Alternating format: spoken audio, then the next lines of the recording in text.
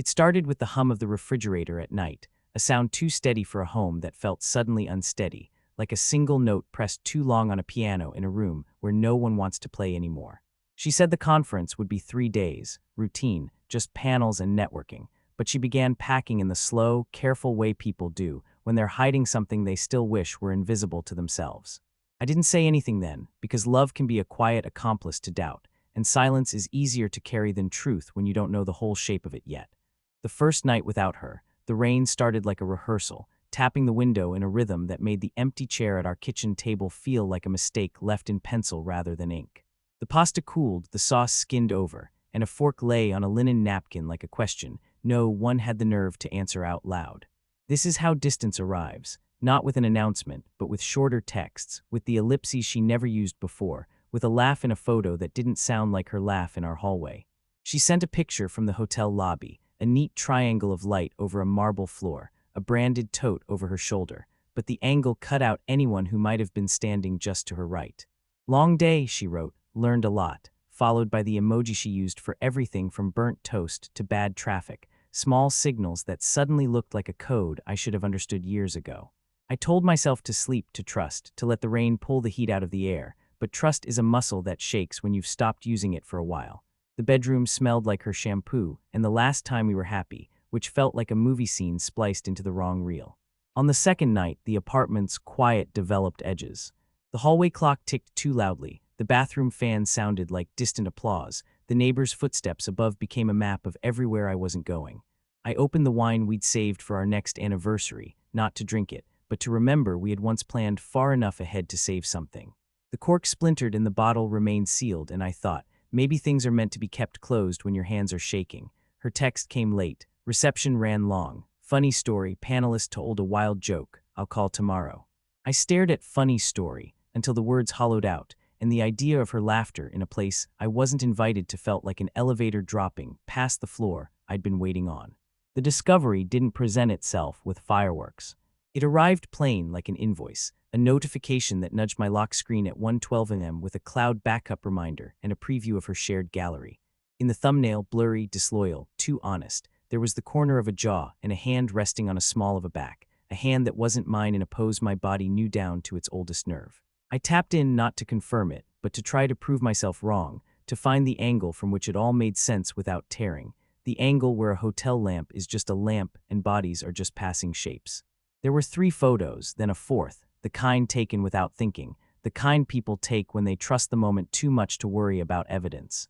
In the last one, her mouth was open mid-laugh, and even in that split-second blur, I recognized the laugh she had been saving for someone else. I put the phone down like it might bruise, and I stood in the kitchen listening to the refrigerator hum, a sound that had never been kind or unkind before, just there, and now it was a witness. The rain grew heavier, the glass fogged, and for a moment I felt the shape of my life retreat the way the tide pulls back before it hits the shore with new force. I looked at the empty chair again and realized it was not empty at all. It held everything I hadn't said, everything I'd excused, every casual night we'd mistaken for safety. When the call came, her name on the screen, the photo from 2 years ago where she stood on a pier wearing my jacket, I let it ring out, watched the name resolve into voicemail, then into a transcription of words that swam together in a soft plea. I pressed play and heard wind, a door close, her breath, and her voice saying, "You up, you won't believe the day I had." I didn't answer because the part of me that wanted to scream had no words, and the part that wanted to forgive needed proof that forgiveness had a place to live. I set the phone face down and opened the wine after all, pouring it into 2 glasses out of habit, letting one sit untouched across from me as if she might walk in and claim it the way she used to claim my last bite of food without asking. The untouched glass caught the dim light and looked like someone had poured a promise and left it to darken. The clock moved, time stretched thin enough to see through, morning threatened at the edge of the blinds like a verdict that had been waiting its turn. And as the rain softened to a mist, the front door handle rattled gently, too gentle for a break-in, too familiar for a stranger, and then fell still.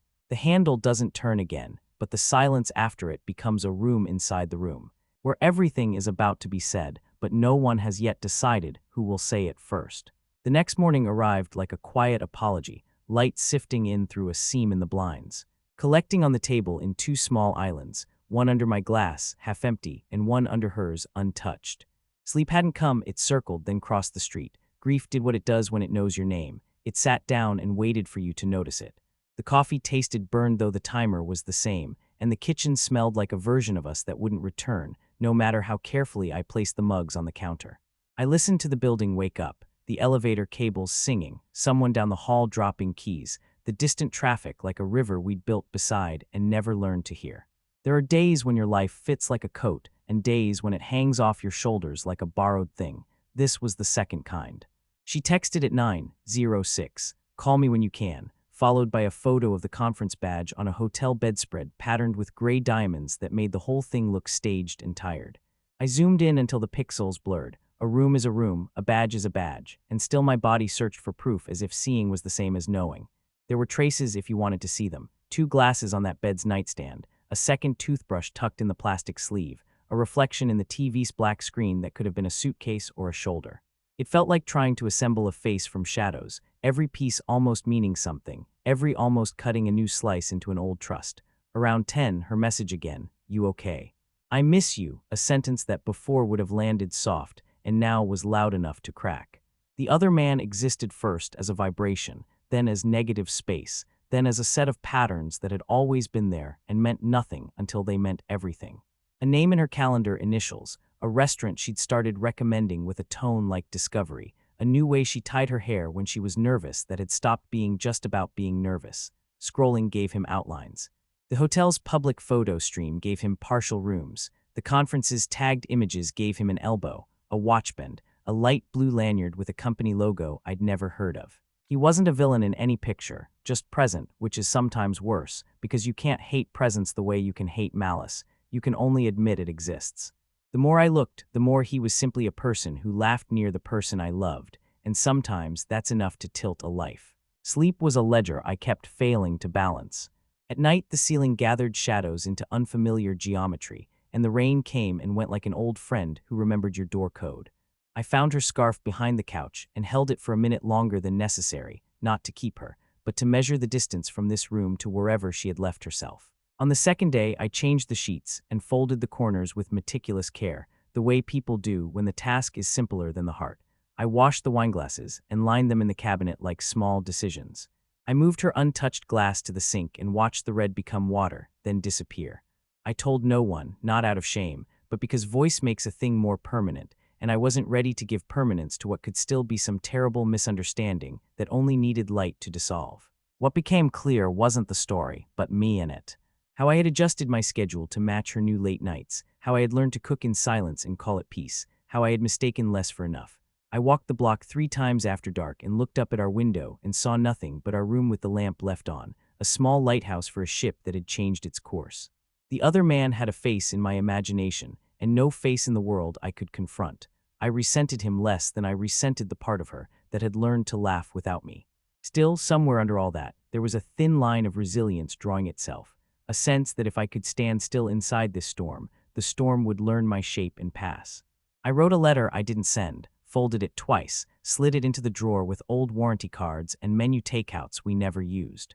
The turning point wasn't a blow-up, it was a list: rent due next week, groceries low. A plant in the window going yellow, 3 calls from her in the space of an hour, my hand hovering over the phone, hovering again. I put on my shoes and went to the market, walked the aisles like I had forgotten a language, and was trying to relearn it one object at a time. Bread, coffee, oranges, ordinary choices that felt like permission slips I could sign for myself. At checkout, a couple in front of me laughed so softly it didn't sound like laughter at all. It sounded like agreement, like 2 people deciding the same small thing at the same time. Back home, I set the oranges in the bowl on the table where the empty chair sat, and for a moment the light hit them in a way that made the room look almost honest again. At 7:40 p.m., her text arrived. "Flight lands at 10, can we talk?" And I felt the floor steady not because it would be okay, but because the fall at least had ended. I deleted the drafts of the letter and left the drawer ajar, as if air could make old words less heavy. The rain had stopped, the street smelled clean, the elevator's cables sang their thin song again as I leaned against the wall and listened. I poured the last of the wine and didn't drink it, just watched the surface hold until it trembled. Then I turned off the lamp and sat in the dark, as if waiting for a confession from the room itself. The lock turned once at 10:27 p.m., and her keys hit the dish, and the pause between her breath and my name was long enough to decide anything and too short to decide everything. She stepped in with the careful grace of someone entering a place they used to call home and now call something smaller in their head. The hallway light sketched a thin line over her face, showing the fatigue, the travel, the new distance she hadn't meant to pack but brought anyway. She said my name like a question and then like an answer, and then she didn't say anything at all, which was the first honest thing between us in days. I pointed to the kitchen, to the table with 2 empty glasses and a bowl of oranges that looked like a small sun we could both pretend to share. She swallowed, nodded, walked past me without touching my arm, and sat in the chair that had been full of invisible things since she left.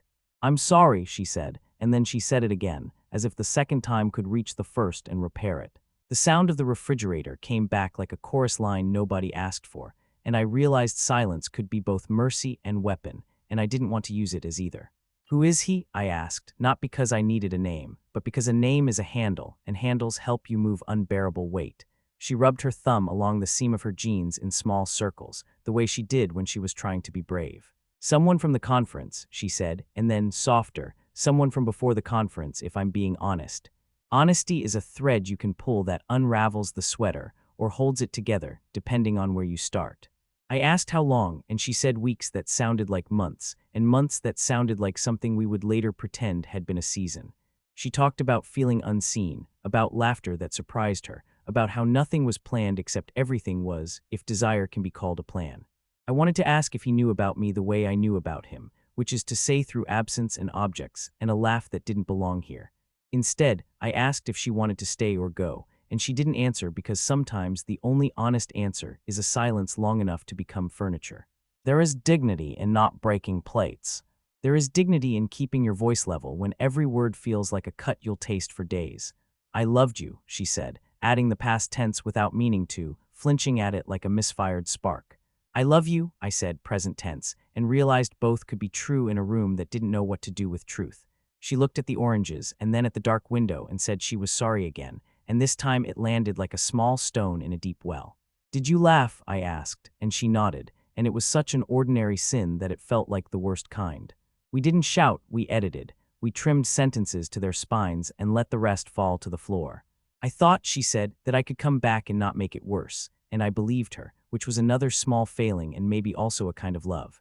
The rain didn't return, but the night carried the sound of tires on wet pavement from blocks away, a reminder that storms leave and still everything is damp. She reached for the untouched glass and then pulled her hand back, like accepting the drink could change a fact into a story. "Did you sleep with him?" The sentence arrived on its own, the way a body pulls a hand from a flame before you think to tell it to. She closed her eyes and nodded, and in that nod there were apologies, and there were not enough apologies. I didn't tell her about the photos or the lanyard or the watchband. I didn't want to give our failure the dignity of evidence. I told her I needed time, as if time were a service we could call and schedule, as if it would arrive between 8 and 10 p.m. and fix the hinges. She said she could stay at her sister's, and the word sister felt like a door that had been there all along and was now visible. At the door she turned and said, "He isn't you," which was supposed to be comfort, and instead was a map to a place we couldn't get back to. I didn't ask what she meant. I let the keys ring in the small dish and followed her to the threshold. In the hall's low light, she looked like the person I married and also like someone I had never met. "I'm afraid of who I am right now," she whispered, and I believed her because the person I was right then scared me too. She stepped into the elevator, and the cables sang their thin song again as the doors slid shut. The apartment door clicked behind me, and in the sudden quiet, the phone buzzed face down on the table with a message from an unknown number that began, "We should talk." Morning came in a softer color, a gray that wasn't heavy but wasn't bright either, the kind of light that makes everything look like it remembers you. The unknown number's message waited like a task you don't want to start, and I made coffee slowly, measuring grounds as if precision might earn me peace. The steam fogged the window and drew lazy shapes that faded just before they made sense, which felt appropriate. The bowl of oranges had lost some shine, as if light could get tired, too. In the sink, a circle of red stained the bottom of her glass and then let go when the tap ran. It was a small mercy. I read the message. "This is Tom. I think we should talk. I didn't know about you." The name meant nothing and everything. It gave the shadow a face and with that took some of its power. I typed and erased and typed again until my reflection in the screen looked like someone editing their life in real time and finding out it's mostly deletion. Finally, "There's not much to say that will help either of us today," he replied with a short apology and a long silence, which was the first thing between us that felt fair. Letting go began in ordinary ways. Washing the sheets twice, opening windows to let the night out, putting her coffee mug on the highest shelf without meaning to. I gathered her scarf, a book with a receipt as a bookmark, a pair of earrings in a small dish that had always seemed too small for meaning. I set them in a paper bag and folded the top as if that could keep the past from spilling. I didn't make rules, I made tea. The city moved outside like a separate animal, unbothered by my new quiet. There were moments when the ache loosened, like a knot that had decided it was tired of being a knot. A sleep that lasted an hour longer than the night before. A laugh at something small, a child on the sidewalk insisting the rain come back so they could wear their boots. A space on the shelf where her cookbooks had been, now holding nothing, which was its own kind of honest. The oranges, still there, still patient, began to look less like symbols and more like fruit. She texted, "Can I pick up my things tonight?" And I said yes, because part of forgiveness is doing the practical work without making it proof. When she arrived, the rain had returned, not dramatic, just steady, like the city breathing. We didn't hug, we didn't avoid it. We existed in the small overlap of two people who had loved each other and would not anymore. "I'm going to get help," she said, and I nodded, not because I believed or didn't, but because hope is a polite guest even when it isn't family. She took the bag, looked at the bowl, at the 2 glasses in the cabinet she'd left as a pair, and said, "I always liked how you line things up." After she left, the apartment exhaled. I opened the blinds all the way and let the afternoon in, gray and generous. I washed the last of the dishes and set 1 glass on the counter to dry alone. The refrigerator hummed, steady as always, and this time it sounded like a promise life makes whether you ask it to or not. Things continue. I sat at the table and peeled an orange, the skin coming away in one spiral, the scent sharp and clean, the juice sweet and sudden. Forgiveness, in the end, wasn't a ceremony. It wasn't even a decision, not exactly. It was the way the air felt lighter when I said her name out loud without adding the injury. It was answering Tom once more to say, "Take care of yourself," and meaning it without having to mean anything else. It was standing at the window as the rain softened, watching the street shine, and noticing the exact moment the light changed. It was admitting love had been real, and that it had ended, and that both truths could sit at the same table without knocking each other over. The morning after that, I woke before the alarm, turned off the coffee timer, and decided to walk to the river, to stand at the rail where the city lets you pretend you're somewhere older than your mistakes. The air hadn't decided whether to rain, the sky the color of unmade plans. I thought about the way she laughed in that picture, and the way she used to laugh in our hallway, and I let both versions exist without choosing one as the betrayal and the other as the memory. A small boat moved slow against the current, and for a moment it was enough to watch something work a little harder than it needed to and still go forward. I put my phone back in my pocket and didn't check it again. Back home, the apartment smelled like coffee and rain drying on warm metal, and when the refrigerator hummed, it sounded less like a witness and more like a baseline, and that, for now, felt like release.